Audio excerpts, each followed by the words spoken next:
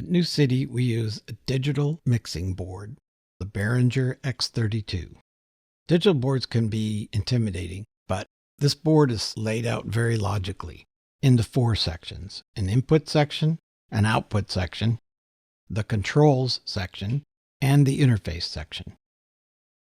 The input section consists of 16 input channel strips. You press the top select button and that makes that channel strip active. You can also control the volume with the fader, as well as the mute and the solo buttons.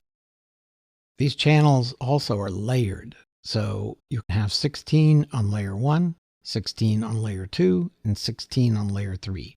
Layer 4 is for you to be able to see the outputs on the input section. The output section of the board is laid out into subgroups and the main output. Within the subgroups, you can also layer those 8 subgroup channels.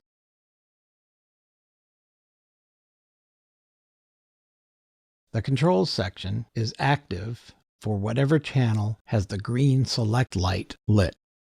So you select a channel and then you can configure or add effects or change settings.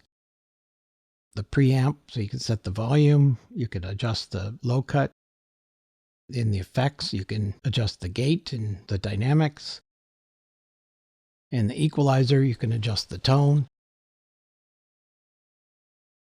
The bus sends, we'll talk later about what those are and how those work. And then the main bus, so you can adjust the main level and the left and right balance for that channel. There's also a built-in stereo USB recorder that records onto a USB stick or USB drive. You can also store board settings on that USB drive.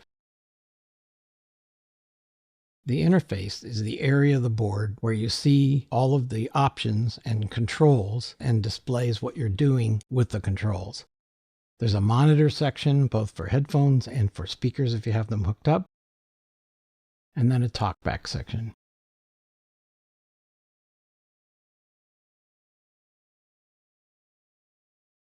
Now we will look at how the New City system is configured. The stage box has 2 rows of inputs for microphones, so 1 through 12 are vocals, 13 through 16 are available, 17 through 24 are the band. The lower 8 outputs go to the monitors. The board is also set up in 3 layers: vocals, band, and then PC and that recorder. So in the input section, when you select a layer, you see what's on that layer. So that was the band layer. This is the vocals layer. And you can see only 3 vocals are unmuted.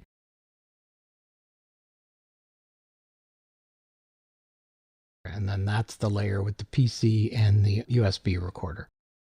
So if you go to the vocal layer and you select that channel, you can now press the View button on any of the control sections, and that changes the display so you can see the settings for that.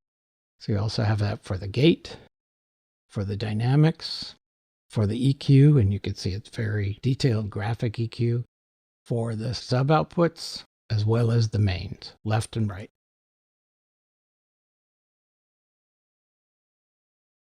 The output section is also in layers.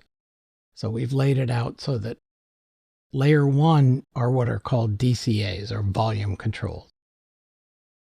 Layer 2 is our monitor subbus, and then the matrices are the bottom layer. DCAs are like volume controls. We have 4 DCAs set up: vocals, band, the PC, the wireless. The DCAs are like having a master fader for lots of other faders. It's almost impossible to move faders equally, but much less in some kind of mix configuration.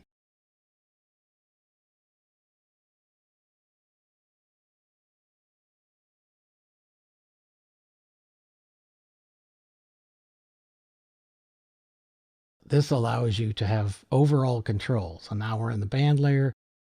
So you can see I can change the band levels and change those relative to one another, and then the overall volume of the band is controlled by this fader. And then the PC input can be muted. And then when we're showing a video or you need some audio from the PC, you can activate that channel and bring it up. Those are ganged faders, so you only have to lift one and both of them move together.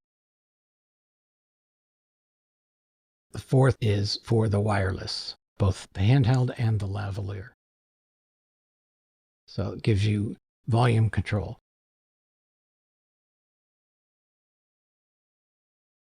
You can mix the service from those 4 faders without having to touch anything else. So the monitor mixes are in what's called a bus, basically a grouping. So if you press the Sends on Fader button and then press one of the bus channels, in this case we're on the band layer, and you can see for each monitor which instruments are going into that monitor mix. The faders move automatically based on what's in that channel.